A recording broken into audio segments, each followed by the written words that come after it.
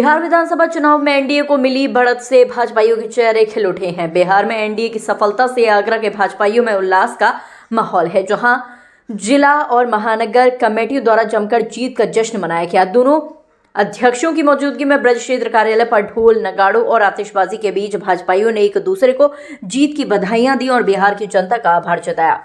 महानगर अध्यक्ष राजकुमार गुप्ता और जिला अध्यक्ष प्रशांत पूनिया ने कहा कि बिहार की जनता ने एनडीए के पक्ष में वोट कर विपक्षियों की बोलती बंद कर दी है, जिन्होंने कहा कि एनडीए की विकास उन्मुखी नीतियों ने मतदाताओं को एक बार फिर से प्रभावित किया है। कार्यक्रम के दौरान एनडीए की जीत पर भाजपा नेताओं का उत्साह देखने लायक था, जिन्होंने कहा कि बिहार की जनता ने सुशासन के लिए एक बार फिर से एनडीए को चुना है और अगली बारी बंगाल की है। बिहार विधानसभा चुनाव में एनडीए को मिले इस बहुमत को देखकर भाजपा के कार्यकर्ता काफी उत्साहित हैं। वह इसे न केवल बिहार में अपनी पार्टी की जीत के रूप में देख रहे हैं, बल्कि इसे देश में मोदी सरकार की नीतियां भी जीत मान रहे हैं।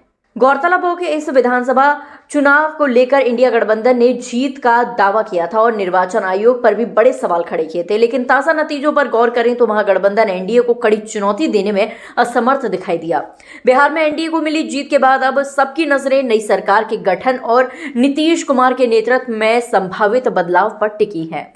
निश्चित तौर पर बिहार की जीत से पूरे भारतवर्ष का भारतीय जनता पार्टी का कार्यकर्ता, एनडीए का कार्यकर्ता उत्साहित है और इस जीत का श्रेय, यह जीत है सुशासन की, यह जीत है विकास की, यह जीत है नारी सशक्तिकरण की और यह जीत है अंत्योदय की। और मैं देश के यशस्वी प्रधानमंत्री नरेंद्र मोदी जी के उस मूल तंत्र को भी इस जीत का मुख्य आधार मानता हूं। यह जीत है सबका साथ, सबका विकास और सबका विश्वास की। यह जीत है उन विरोधी लोगों के तमाचा मारने पर, जिन्होंने देश की तमाम सरकारी एजेंसियों पर निरंतर कुठाराघात किया है और इस देश की जनता जनार्दन को झूठे पुलंदों पर खड़े होकर भ्रमित करने का प्रचार किया।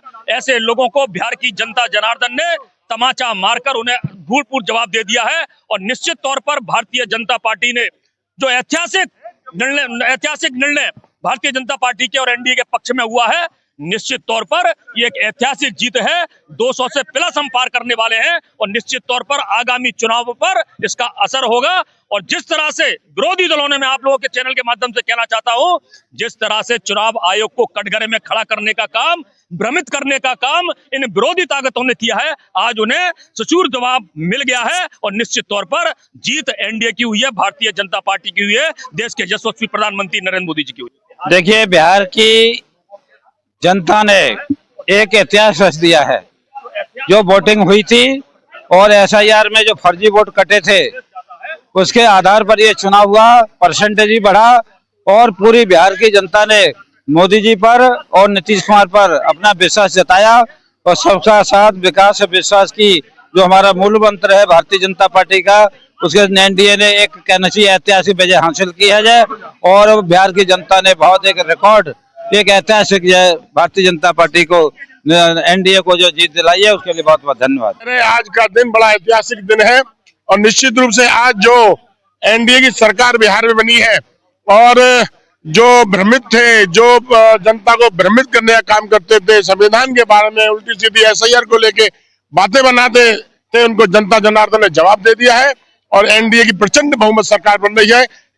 101 भारतीय जनता पार्टी सीटों में से 90 सीट हम लोग जीत रहे हैं। तो निश्चित रूप से ये ऐतिहासिक जीत माननीय मोदी जी की जीत है, वहां की जनता ने जीत दी है।